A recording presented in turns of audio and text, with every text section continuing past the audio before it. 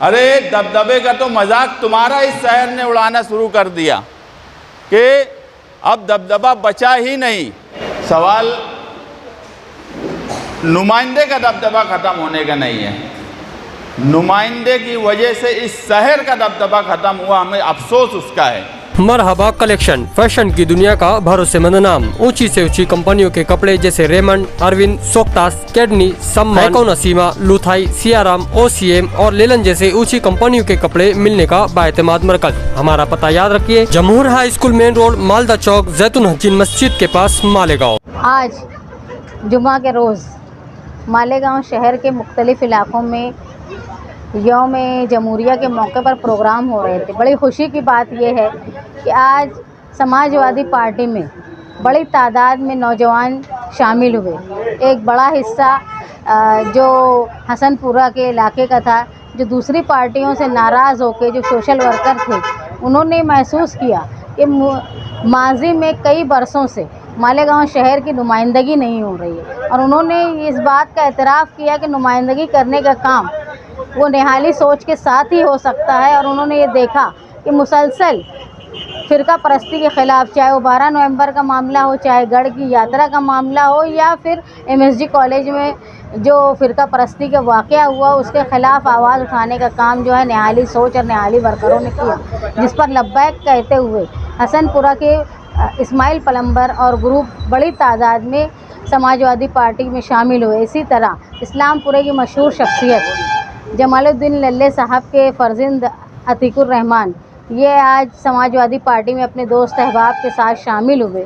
ये अज्जे पंजाबी साहब, हम लोगों के शायद अज्जू भाई पंजाबी हमारे साथ शामिल हुए। इनके बारे में, अतीक भाई के बारे में ये बोलूँगी कि इनके वालिद पुराने वक्त में निहाल साहब के साथ ही थे।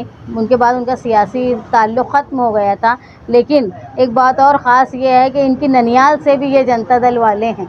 नूरानी मेंबर बहुत पुराने जो थे, हम लोगों की बहुत खुशी की बात है कि आज वो खानवादा जो सालों से साथी निहाल अहमद साहब के साथ था और सियासत में एक्टिव नहीं रहा बाद में, आज वो हम लोगों के साथ शामिल हो रहे हैं। तो हमको इस बात की खुशी है, न सिर्फ नूरानी मेंबर बल्कि जमालुद्दीन लल्ले ख़ानदान भी हमारे साथ शामिल हो रहा है। मैं इनका समाजवादी पार्टी में इस्तकबाल करती हूँ और ये उम्मीद करती हूँ कि आवामी कामों में वो बढ़ चढ़ कर हिस्सा लेंगे और लोगों की तकलीफ़ ख़त्म करने के लिए हम लोगों का साथ देंगे। ये पुरहुजूम मीटिंग, समाजवादी परिवार बढ़ रहा है, ये शहर के मुस्तकबिल के लिए एक अच्छा मैसेज है कि एक बड़ा नौजवान तबका समाजवादी पार्टी के साथ जुड़ रहा है। मैं आज समाजवादी पार्टी में शामिल हुए इस्माइल पलम्बर और उनके तमाम साथियों का पुरजोश इस्तकबाल करता हूँ कि इस शहर में जैसे जैसे समाजवादी बढ़ रही है, अभी इस्माइल पलम्बर बोले 2 लोगों के बारे में, तो वो 2 सियासी लोगों का टेंशन भी वैसे वैसे बढ़ रहा है। तुम्हारी ताकत जैसे जैसे बढ़ेंगी, उनका टेंशन वैसे वैसे बढ़ेगा। ये अब 2 ख़ानदान हो गए हैं इस शहर में। एक ख़ानदान शेख रशीद खानवादे के नाम से जाना जाता है, एक ख़ानदान अब जाना जाता है मुफ्ती इस्माइल के नाम से। अब वो भी ख़ानदान सियासी हो गया है। जो ख़ानदानी मुखालफत में आए थे, अब ऐसे लोगों को खुद के वहाँ से ला रहे हैं जिन्हें राशन कार्ड भी पढ़ना नहीं आता। अब और ये 2 ख़ानदानों की मिली भगत आज की नहीं है, 1999 को ये नींव डाली गई। 1999 में इस शहर की तबाही अगर मैं कहूँ तो ये मिलजुल के की गई। जिस वक्त जो सियासत में नहीं थे, उस वक्त 99 में क्या फतवा दिया गया, ये आप अपने बड़ों से, अखबारी नुमाइंदों से पूछ सकते हो कि किस तरह से ये 2 ख़ानदान मिले।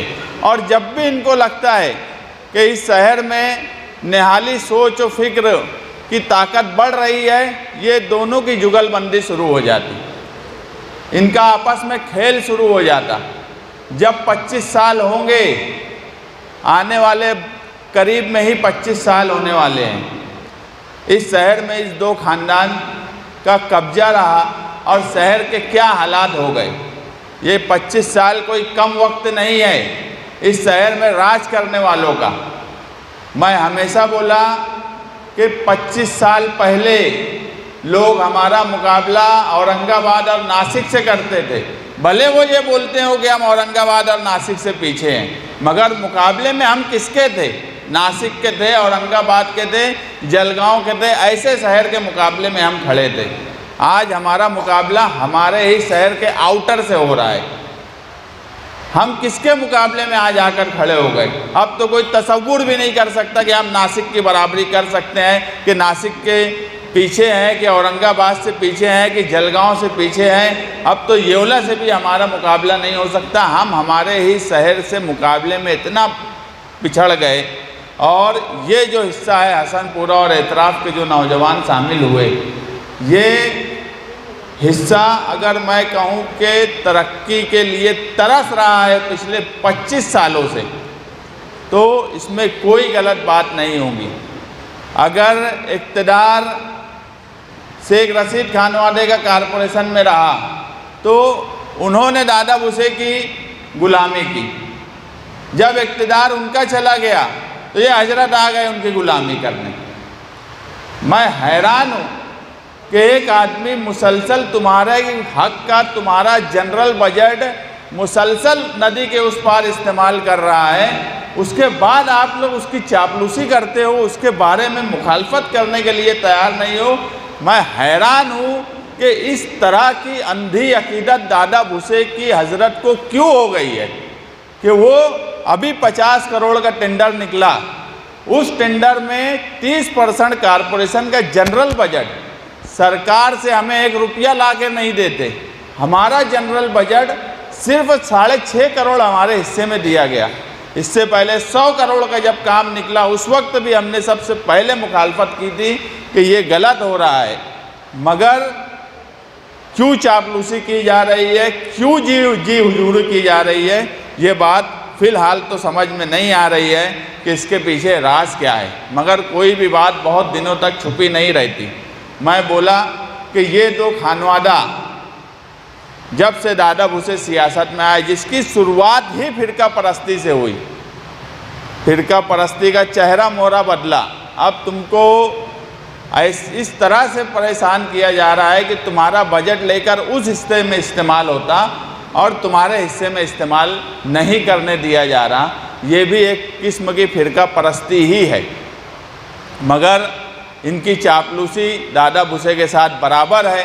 ये अपना हक मांगने की जो हिम्मत नहीं करते, वो तुम्हारे साथ क्या इंसाफ करेंगे, इस शहर के साथ कब इंसाफ करेंगे?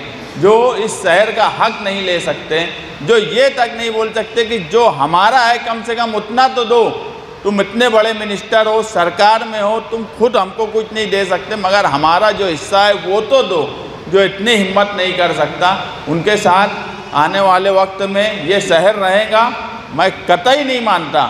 शहरियान देख रहे हैं, समझ रहे हैं कि ये दोनों ने इस शहर को किस तरह से लूटा है और लूट रहे हैं। सिर्फ एक ही नियत, ठेकेदारी। सिर्फ एक ही नियत, ठेकेदारी किस तरह से की जाए और ठेकेदारी से पैसा किस तरह से कमाया जाए। अगर इनकी नियत कामकाज की होती तो हसनपुरे से लेके रजा चौक, गोल्डन नगर और एतराफ़ की बस्तियों का ये हाल नहीं होता। ये 25 साल का कारनामा है। 25 साल कोई कम वक्त नहीं है। मैं बोला कि जल्द ही 25 साल का महीना भी आने वाला है 1999 का। उस वक्त से इनकी मिली भगत कब कब रही, कब कब हुई, हम भी सबूत के साथ अवाम में पेश करेंगे। और आज भी जो इनकी जुगलबंदी चल रही है वो भी हमको पता है। वक्त आएगा तो हिसाब बराबर लिया जाएगा। मैं पीछे यहाँ शान हिंद मैडम बैठे हैं, उन्होंने अभी मोहम्मद कैफ के बारे में जो कैंडल मार्च निकाला और जो हिम्मत और दिलेरी से पुलिस के खिलाफ बोला, पूरे शहर ने उसकी तारीफ़ की कि हाँ इसी तरीके से बात होना चाहिए। मैं हमारे नुमाइंदे का जब बयान सुना मैं तो हैरान हो गया कि पहले पुलिस डिपार्टमेंट अपने तारीफ़ करने के लिए अलग अलग लोगों को रखा करते थे। वो कभी लॉ एंड ऑर्डर के नाम से, कभी खबरी के नाम से, कभी जो है वो कौन सी कमेटी बनाते थे, अमन कमेटी के नाम से। जो पुलिस जब सही काम काज नहीं करे तो ऐसे 2-4 लोगों को लगाया जाता था जो घुमा फिरा के पुलिस की तारीफ़ करे। मैं हैरान था कि ये बोल रहे हैं कि शान-ए-हिंद पुलिस के खिलाफ़ बोल रही है, पुलिस काम कर रही है और उसके खिलाफ़ बोल रही है। अब पुलिस के पास भी जब शहर का नुमाइंदा ही आ गया, अब वही बात हो गई, जब सैय्यद है कोतवाल तो अब डर काहे का। तो पुलिस क्यों डरेंगी, दबदबा क्यों नहीं रहेगा। अरे दबदबे का तो मजाक तुम्हारा इस शहर ने उड़ाना शुरू कर दिया कि अब दबदबा बचा ही नहीं। अब ये बोलने लगे हैं कि अगर कोई काम नहीं करता है या किसी के काम का असर नहीं होता जनरल बात में, तो लोग बोलते हैं कि दबदबा नहीं है। क्योंकि लोग देख रहे हैं कि इस शहर में, इस शहर का हमारे लिए सवाल नुमाइंदे का दबदबा ख़त्म होने का नहीं है। नुमाइंदे की वजह से इस शहर का दबदबा ख़त्म हुआ, हमें अफसोस उसका है।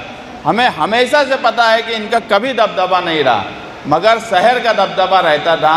इन्होंने इस तरह से काम काज किया कि आज शहर का भी कोई दबदबा नहीं बचा। हमें सिर्फ अफसोस इस बात का है कि सियासत में, सियासत ही ऐसा प्लेटफॉर्म है जहाँ से सबसे ज़्यादा अगर अवामी काम काज या अवामी खिदमत की जा सकती है तो वो यही प्लेटफॉर्म है। और यहीं से आपको दुआएं भी मिलेंगी, आप काम भी कर सकते हो। बस शर्त यह है कि आप अच्छे लोगों से जुड़िए, आप अच्छे लोगों से जुड़कर सियासी काम काज करिए। नौजवान तबका अगर सियासी काम काज करेगा तो मैं बोलता हूँ 25 साल के बाद इस शहर में बदलाव आने वाला है, बदलाव आने वाला है और इंशाअल्लाह हर हाल में बदलाव आएगा। हमारे सोहेल भाई बैठे हैं वहाँ पर, वो भी ये बात मानते होंगे, जबकि उनको यहाँ बैठना चाहिए था और एक आध शेर सुनाना चाहिए था, मगर वो पीछे एकदम बैठे हैं। वो भी ये बात मानते हैं कि बदलाव आएगा और हर हाल में आएगा। 25 साल इस शहर ने जो भुगतना था भुगत लिया। समाजवादी परिवार बढ़ रहा है। हमारे पास पहले लीडरशिप की कमी थी, आज हमारे पास अबू आसिम आज़मी जैसा लीडर है जो महाराष्ट्र में अक़लियत कौम काम काज को लेकर और ख़ास तौर से मालेगांव के बुनकर और मालेगांव के मज़दूरों को लेकर हर वक्त फ़िक्रमंद रहते हैं, कोशिश करते हैं। जहां हमें ज़रूरत पड़ेगी हम उनसे भी बात करेंगे। इस हिस्से में मैं कोई वादा अभी नहीं करता, मगर इस हिस्से में अगर मैं कोई छोटा मोटा काम करवा सकूंगा उनसे तो इंशाअल्लाह कोशिश करूंगा कि मैं काम करवा लूं। क्योंकि इस शहर में ऐसा हो गया है कि अगर आप पिछले 5 साल का लीडरों का सिर्फ अखबार और यूट्यूब पर बयान उठा के देख लेंगे तो कम से कम 500-1000 करोड़ से कम का काम मालेगांव शहर में नहीं आया होगा। मगर ऐसा झूठ फसाद में मुझसे तो बोला ही नहीं जाता और ना मैं सियासत में बोल सकता हूँ। छोटा मोटा 10, 20, 25 लाख का कोई काम होगा तो मैं इस्माइल प्लम्बर से बात करके कोशिश करूँगा कि वो करवा लूँ।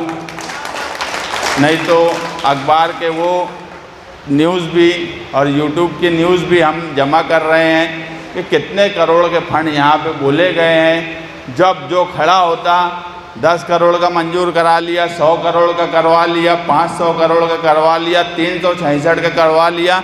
मुझे समझ में नहीं आता कि इंसान का ज़मीर कुछ है कि नहीं है। यार बात ऐसी बोलो जो तुम कर सकते हो। सिर्फ लोगों को धोखा देना, लोगों के साथ गलत तरीके से बात करना, लोगों को गुमराह करना, ये सियासत में अच्छी बात नहीं है। हम एक बात हमेशा मानते हैं कि हम सियासत में भी सच बोलते हैं, जो हो सकता है वही बोलते हैं, भले इसके लिए अगर किसी को बुरा लगे।